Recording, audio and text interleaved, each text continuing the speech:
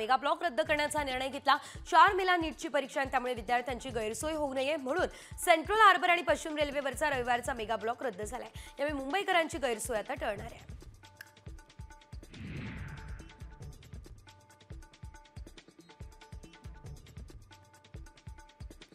सोमवारपासून आता मध्य रेल्वे विभागातील मोटरमनने जादा काम बंद करण्याचा इशारा दिलेला आहे। त्यामुळे आठवड्याला पहिल्याच दिवशी लोकलच्या वेळापत्रकाचा खोळंबा होणार आहे। दरम्यान मोटरमन विभागामध्ये 300 पदं रिक्त असल्याने अतिरिक्त कामांचा भार येतो असा दावा मोटरमन संघटनेने केलाय।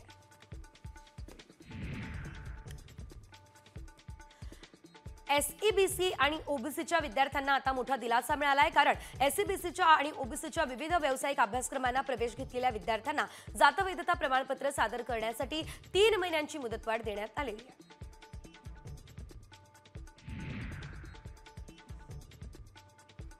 अमेरिकेत यापुढे विकल्या जाणाऱ्या बहुतांश आयफोनची निर्मिती भारत करणार आहे। ॲपलचे सीईओ टिम कुक यांनी आता या संदर्भात माहिती दिलेली आहे। ॲपल आता चीनवरील आपलं अवलंबित्व कमी करणार आहे आणि त्यासाठी व्यापार युद्ध, उच्च दर आणि कोविडसारख्या अनिश्चिततेमुळे कंपनीला पर्यायी देशांकडे वळावं लागलं आहे।